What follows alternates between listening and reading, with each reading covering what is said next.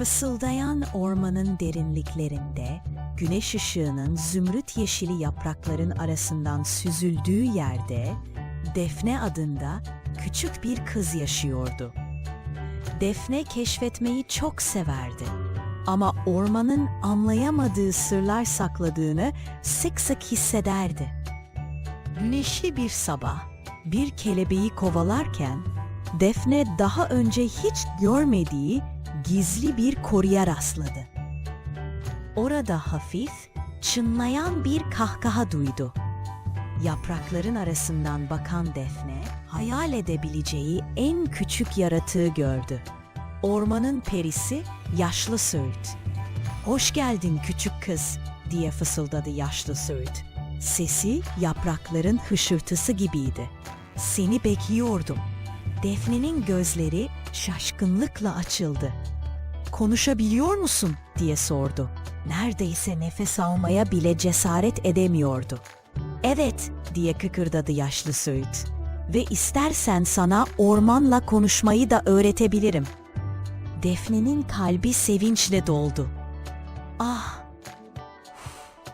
Lütfen, ormanın tüm sırlarını bilmek istiyorum."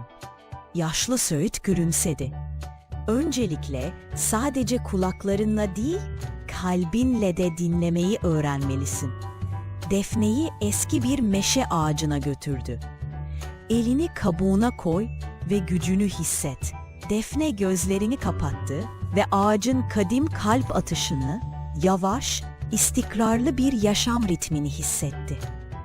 "Duyabiliyor musun?" diye sordu Yaşlı Söğüt. Sesi rüzgarda nazik bir fısıltı gibiydi. "Evet," diye yanıtladı Defne.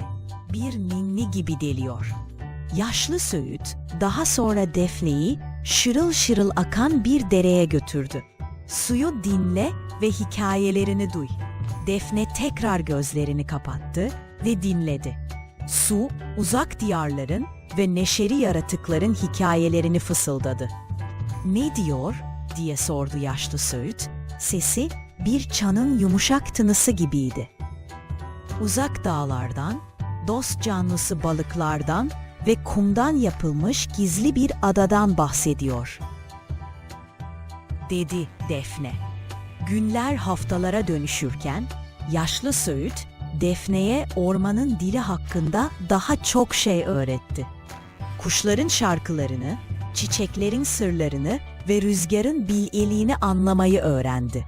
Bir gün, Defne ormanın kenarında solmuş bir kır çiçeği öbeği fark etti.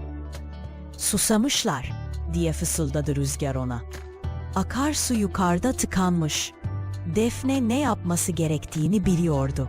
"Onlara yardım etmeliyiz," diye haykırdı Yaşlı Söğüt'e. Birlikte akarsuyu yukarı doğru takip ettiler ve yolunu tıkayan bir kaya yığını buldular. Tüm güçleriyle tıkanıklığı temizlediler ve su tekrar özgürce akmaya başladı. Şimdi susuz kalmayan kır çiçekleri başlarını kaldırdılar ve her zamankinden daha parlak bir şekilde açtılar. O günden itibaren Defne, ormanı dinlemeye ve fısıltılarını herkesin duyabilmesi için korumaya devam etti.